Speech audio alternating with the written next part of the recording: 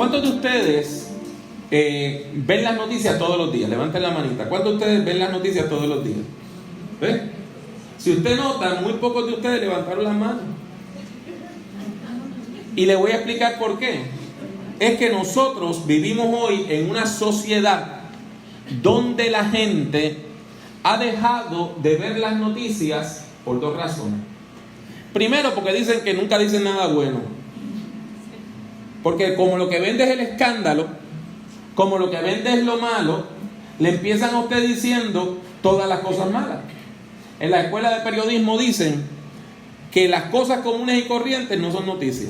O sea, que un perro muerda a un hombre no es una noticia. Ahora, que un hombre muerde a un perro, sí. Porque eso es extraño. Por eso, si en una iglesia hay una persona que dedica 30 años de servicio fiel al Señor, eso no es noticia. Ahora, el que hace la poca vergüenza sale en primera plana. Entonces, uno se cansa de estar viendo malas noticias y malas noticias y malas noticias y malas noticias. Pero hay otra razón, y esa es la que más me preocupa. Y es que nosotros vivimos ahora en una sociedad contestataria donde la gente se siente con derecho a usar la palabra hiriente, el insulto, sobre todo en el debate político, para atacar a los demás. Entonces uno se cansa de escuchar a la gente siempre con la palabra dura, con la palabra fea, con la palabra hiriente, diciendo que este es que este es tal cosa y que aquella es tal cosa, y continuamente esa cultura de insulto, hermanos, nos harta. Y llega un momento que uno no quiere seguir escuchando ese debate. Desgraciadamente eso ahora se ha amplificado, porque lo que la gente dice en la radio, sobre todo en la banda M, no es nada comparado a lo que la gente dice en el internet. Mire, y llega el momento que uno se cansa. Y ahora esto está amplificado por Twitter. Y ahora tenemos hasta un presidente de los Estados Unidos que se levanta por las mañanas a enviar mensajes, a insultar a todo el mundo que no comparte su visión. Y eso es liderazgo. Eso es lo que pasa por liderazgo en nuestro tiempo. Jesús fue un líder diferente. Jesús fue un líder diferente. Jesús no necesitaba el insulto como moneda. Jesús no utilizaba la palabra hiriente para tocar el corazón de la gente. Él no necesitaba derribar a los otros para él subir. De hecho, en todo el Evangelio yo nada más recuerdo dos momentos donde Jesús usa palabras que ustedes y yo quizás pudiéramos catalogar como insultos. La primera ocasión ocurre en Lucas capítulo 13, donde Jesús le dice zorro o zorra a Herodes. No Herodes el Grande. En la Biblia hay varios Herodes. De hecho, en el Nuevo Testamento se mencionan 4 Herodes. Herodes el Grande, Herodes Antipas, Herodes Agripa I y Herodes Agripa II. Y la gente los confunde. El segundo, Herodes Antipas, era rey de Galilea. Ese fue el que mató a Juan el Bautista. Ese fue el que le compró la mujer al hermano. Y fue que se la compró, ¿sabes? Cuando se supo que él tenía un affair con la cuñada, y viene el hermano, se llamaba Felipe, y le dice, pero muchacho, ¿cómo tú estás haciendo eso? Él le dice, mira, te voy a dar tanto dinero por ella. Y dice, bueno, pues si es así, sí. ¿Verdad?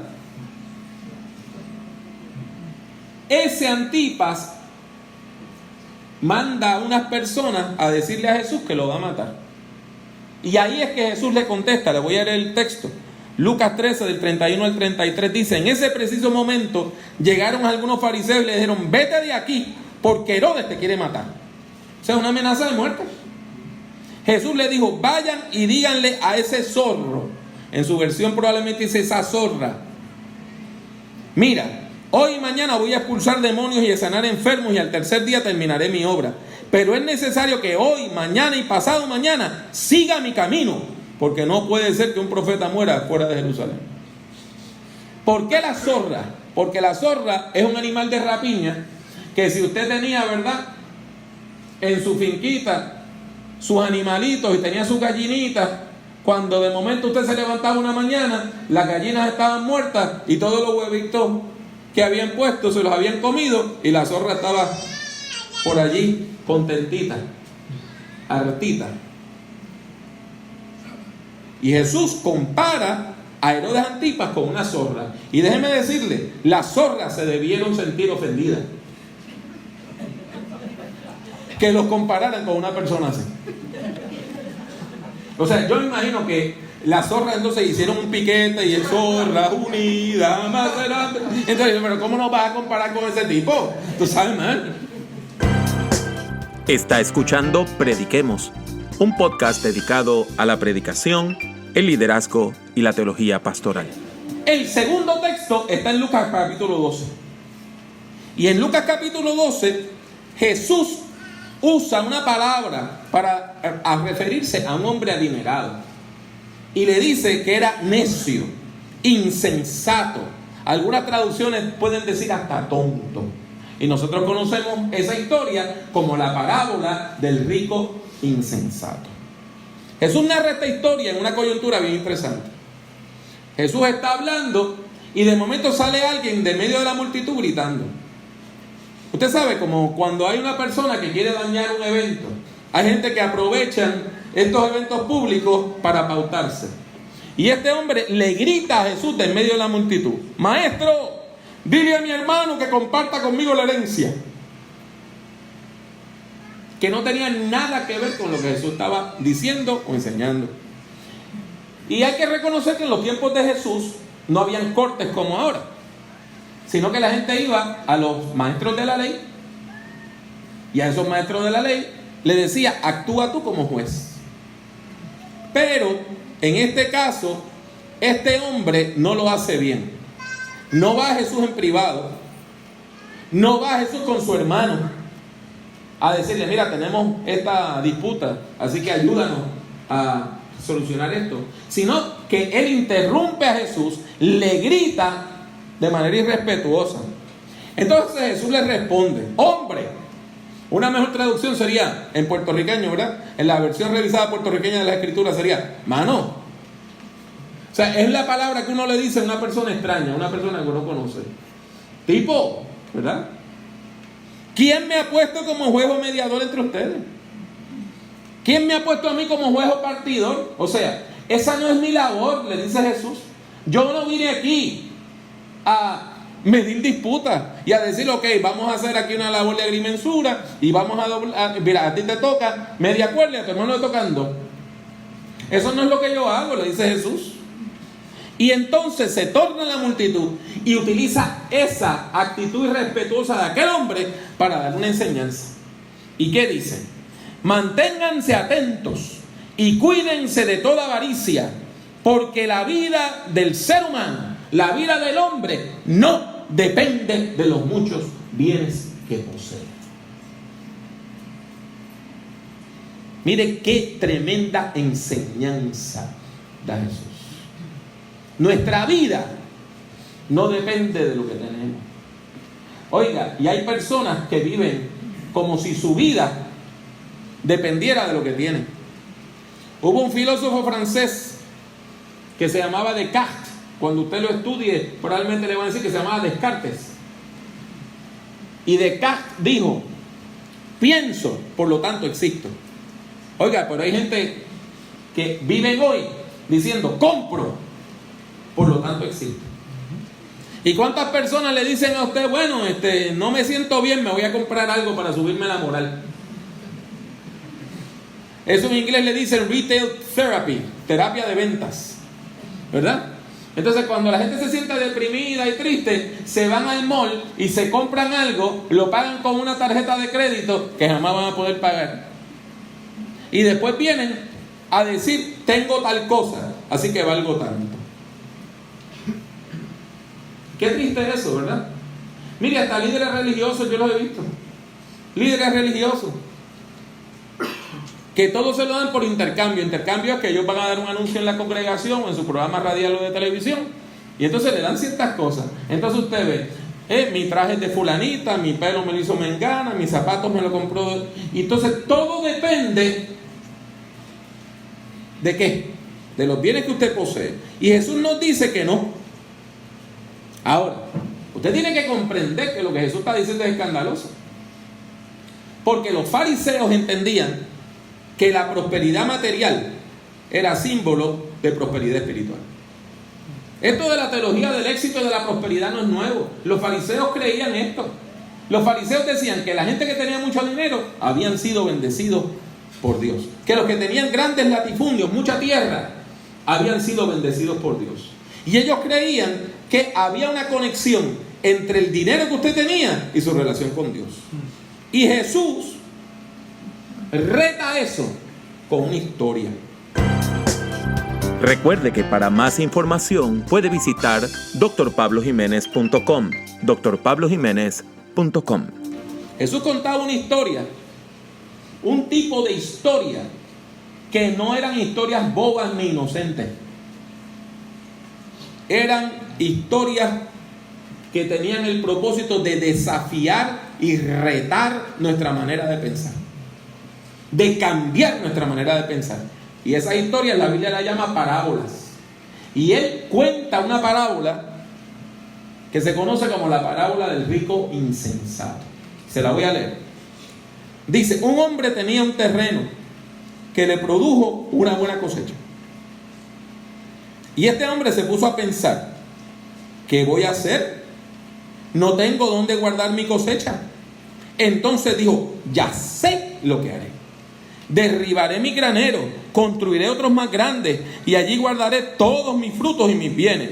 Y me diré a mí mismo: ya puede descansar mi alma, pues ahora tengo guardados muchos bienes para muchos años. Ahora pues, a comer, a beber y a disfrutar.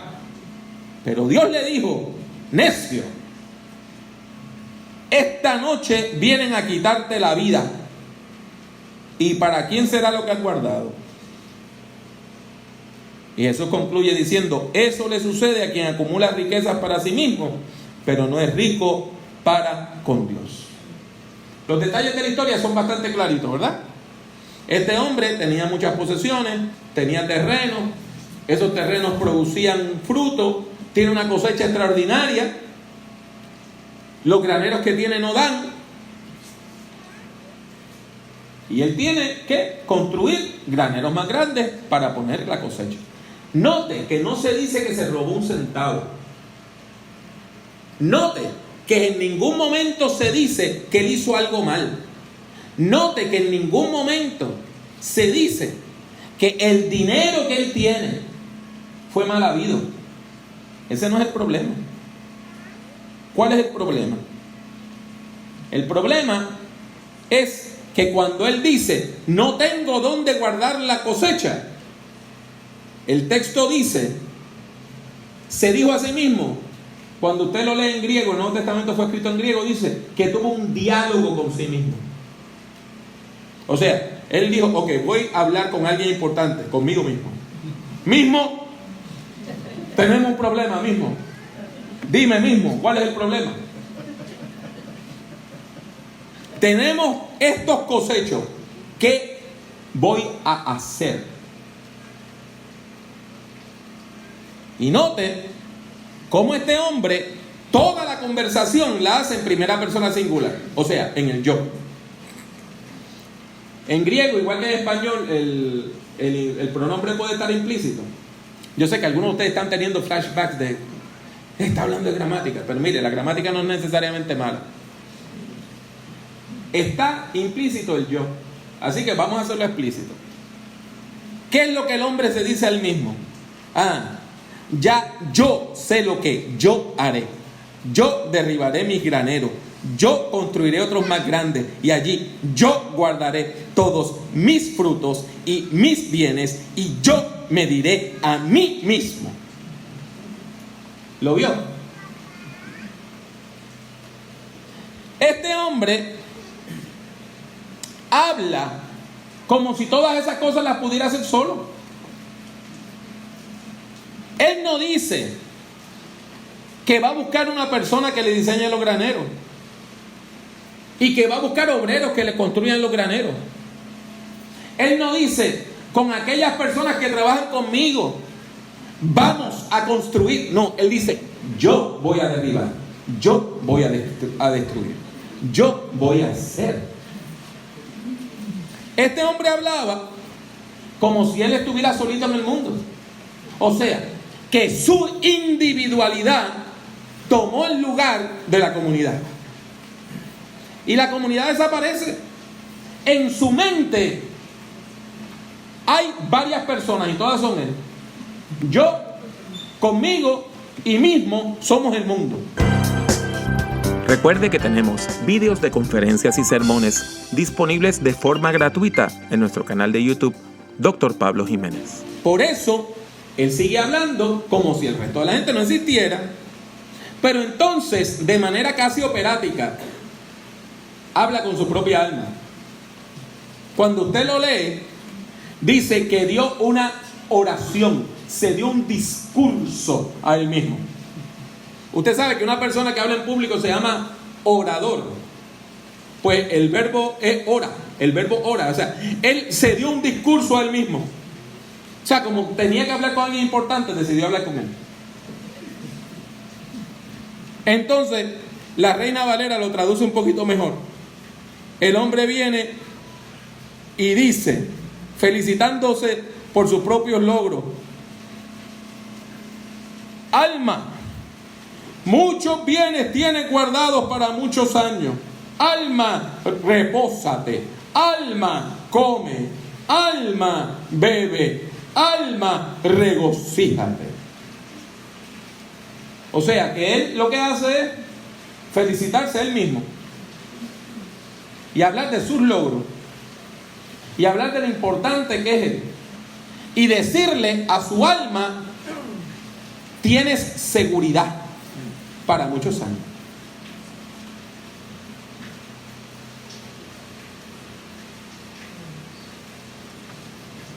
Hay otro gran ausente en ese discurso, y es Dios. Dios está ausente del discurso de este hombre. Aun cuando él le habla a su alma, él olvida que Dios existe. Y él le habla a su propia alma como si él fuera Dios. Yo he provisto para mí mismo la seguridad para el futuro.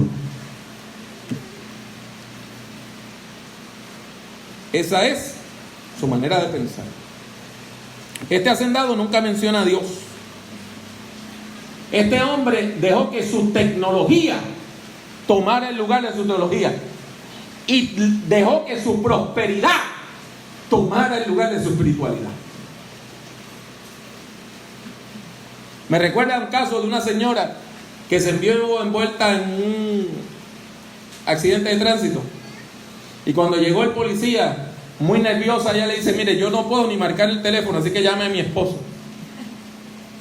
Y el policía llama al esposo de la señora y dice: ajá, sí, buenos días.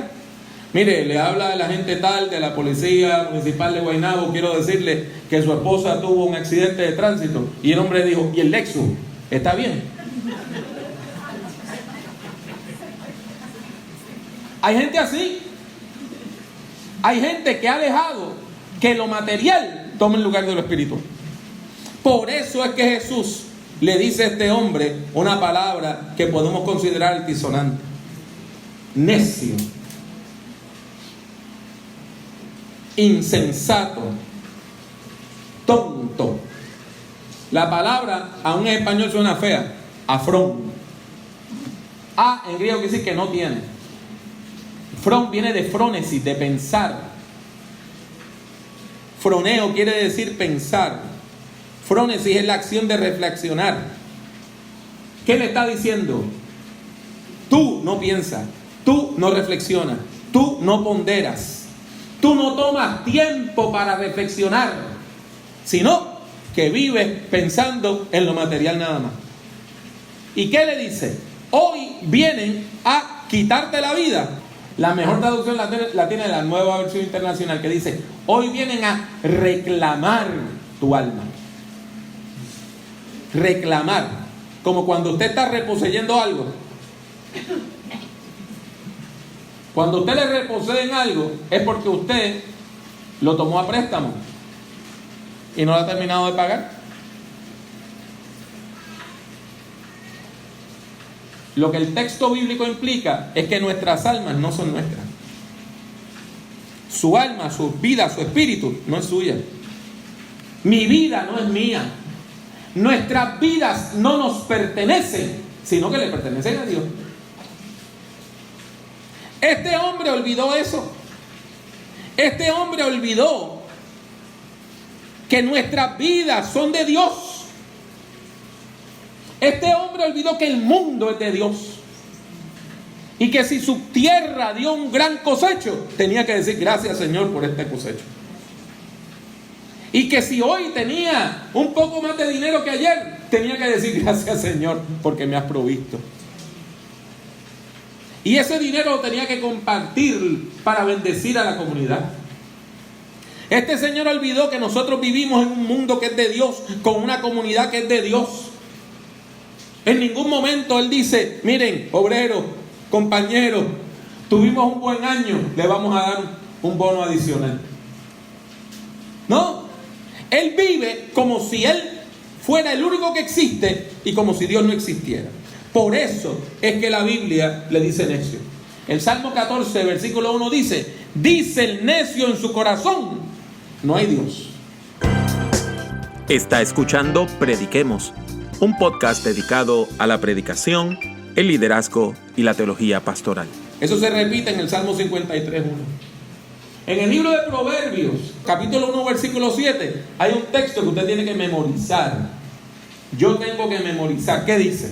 El principio de la sabiduría es el temor al Señor. Los necios desprecian la sabiduría y la enseñanza. Necio es aquel que vive como si Dios no existiera. El apóstol Santiago, en el capítulo 4, se burla de las personas que viven así. Miren lo que dice Santiago. Ahora escuchen con cuidado ustedes lo que dicen. Hoy o mañana iremos a tal o cual ciudad y estaremos allá un año y haremos negocios y ganaremos dinero. Si ni siquiera saben cómo será el día de mañana. ¿Y qué es la vida de ustedes? Es como la neblina que en un momento aparece y luego se evapora. Lo que deben decir es, si el Señor quiere, viviremos y haremos esto o aquello. Pero ustedes se jactan con arrogancia y toda jactancia de ese tipo es mala. El que sabe hacer lo bueno y no lo hace, comete pecado. Eso está en Santiago 4, del 13 al 17. Por lo tanto, cuando Jesús le llama necio a este hombre, no lo está insultando. Está usando un término bíblico, una palabra que la Biblia usa para describir al que vive sin Dios en su noticia, al que vive como si Dios no existiera. Necio es aquella persona que piensa que la vida consiste en levantarse por la mañana, tomar café, comerse el cornflake, ir a trabajar, volver por la noche, comerse otro plato de comida, ver un poco de televisión, acostarse y al otro día repetir lo mismo. Necio es aquella persona que cuando Dios lo bendice, dice que suerte tengo. Necio es aquella persona que cuando escapa milagrosamente de un accidente de tránsito, dice que buenos frenos tiene este carro. Porque no puede ver la realidad espiritual. Y nada más piensan en lo material. Lo que Dios nos está diciendo en esta hora es que nuestro futuro no está en nuestras manos. Nuestro futuro está en las manos de Dios.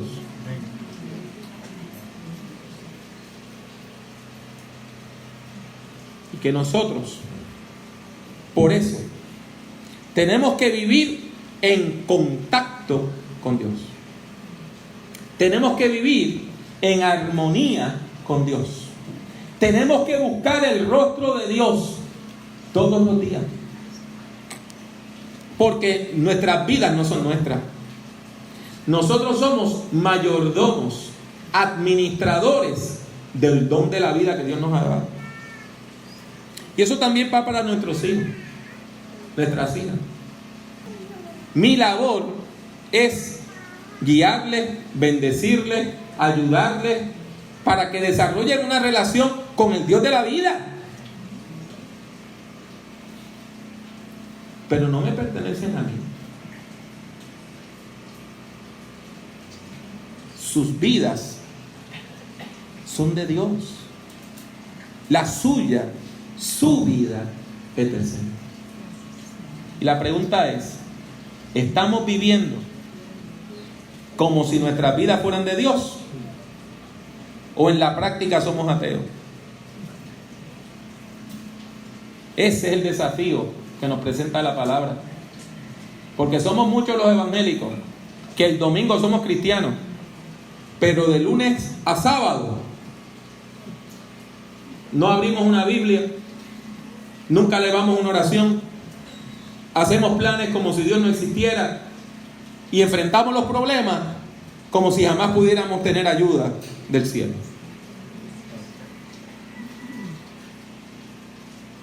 Hoy Dios nos llama a colocar la comunidad sobre la individualidad, a colocar la teología sobre la tecnología, a colocar la espiritualidad sobre la prosperidad. Y eso lo podemos hacer respondiendo al llamado que Dios nos hace de volver al Señor. De volver al Señor. De tornar nuestras vidas a Dios. De rededicar nuestras vidas al Señor. De evaluar nuestra conducta, nuestros valores. De manera que en el nombre poderoso de Jesús podamos vivir en armonía con el Dios de la vida. Les habla una vez más Pablo Jiménez. Deseo darle las gracias por escuchar este podcast.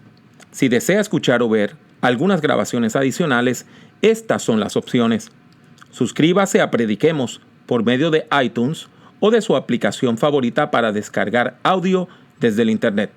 Si ha disfrutado de este programa, le ruego que deje una valorización positiva del mismo, ya que eso ayudará a que otras personas puedan encontrar nuestro podcast.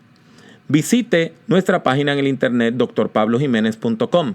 Allí encontrará centenares de documentos en texto, audio y vídeo relacionados a la predicación, la teología pastoral y el liderazgo cristiano. El acceso a todos estos documentos es completamente gratuito. En YouTube, acceda a mi canal, que también se llama Dr. Pablo Jiménez. Allí hay más de 800 vídeos de sermones, conferencias y además algo de música cristiana. En las redes sociales me consigue utilizando el mismo nombre, Dr. Pablo Jiménez. En particular, puede encontrarme en Twitter, Facebook, LinkedIn, Tumblr y también en Instagram, entre otras redes. Y si desea comprar algunos de mis libros, tales como Principios de Predicación o Predicación en el siglo XXI, tiene dos opciones. La primera es ir a la sección de libros en mi página drpablojimenez.com. La otra es ir directamente a amazon.com y colocar mi nombre, Pablo Jiménez, en el buscador. Ha sido mi placer tenerle en este podcast. Que Dios le bendiga mucho y que Dios le bendiga siempre.